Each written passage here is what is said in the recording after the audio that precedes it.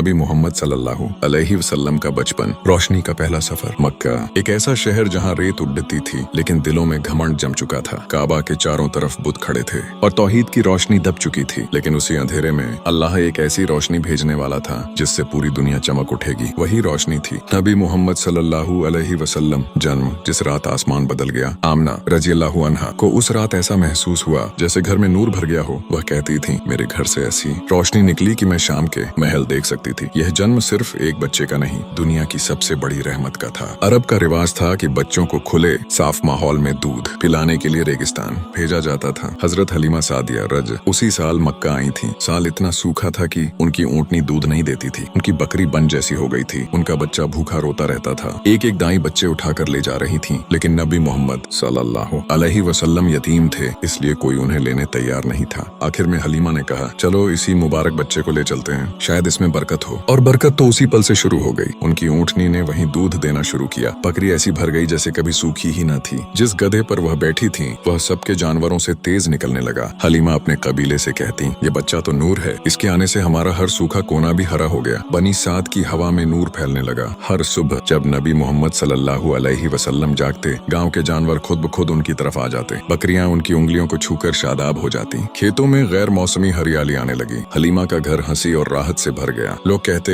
हलीमा तुम तो सबसे गरीब थी, लेकिन आज तुम सबसे ज्यादा बरकत वाली हो। और हलीमा मुस्कुराती, मेरे घर में रहमत आई है। एक दिन दोपहर की धूप फैली हुई थी। बच्चे बाहर खेल रहे थे। अचानक बच्चों की चीखें गूंजी। दो आदमी आए सफेद कपड़ों में। उन्होंने मोहम्मद का सीना चीर दिया। हलीमा का दिल बैठ गया। वह दौड़ी, घुटनों के बल बैठी और वह मंजर देखा जिसने उनकी आंखों में आंसू भर दिए। वहाँ नबी मोहम्मद सल्लल्लाहु अलैहि वसल्लम शांत बैठे थे। चेहरा नूर से चमक रहा था। न दर्द, न खून, न चीख। उनके आसपास दो फरिश्ते खड़े थे। फरिश्तों ने उनके दिल को निकाला। उसमें से एक काला दाना निकाला जो इंसान की फितरी झलक थी। उसे नूरानी बरकत के प्याले में धोया, दिल को साफ करके वापस रखा और सीने पर नूर की मुहर लगा दी। और फरिश्तों ने हलीमा से कहा, ये बच्चा अल्लाह का चुना हुआ है, ये पूरी दुनिया के लिए रहमत बनकर आया है। उस दिन हलीमा ने महसूस किया, ये दिल अब सिर्फ धड़केगा नहीं, ये पूरी दुनिया को रोशनी देगा। मक्का वापसी एक बच्चे की पहचान बनने लगी। हलीमा डर गईं कि कहीं लोग इस चमत्कार को समझ न पाएं। उन्होंने नबी मोहम्मद सल्लल्लाहु अलैहि वसल्लम को वापस आमना के हवाले कर दिया। अब वह माँ की गोद में थे, लेकिन हर आने जाने वाला यही कहता, ये बच्चा कुछ अलग है, इसके चेहरे में ऐसा नूर है जो किसी और में नहीं। उन्हें देखते ही दिल में सुकून उतर जाता। इसीलिए मक्का वालों ने बचपन से ही उन्हें एक नाम दे दिया था, सबसे सच्चे, सबसे पवित्र बच्चे, क्योंकि उनका चेहरा बचपन से ही भविष्य की नबूवत की रोशनी लिए था।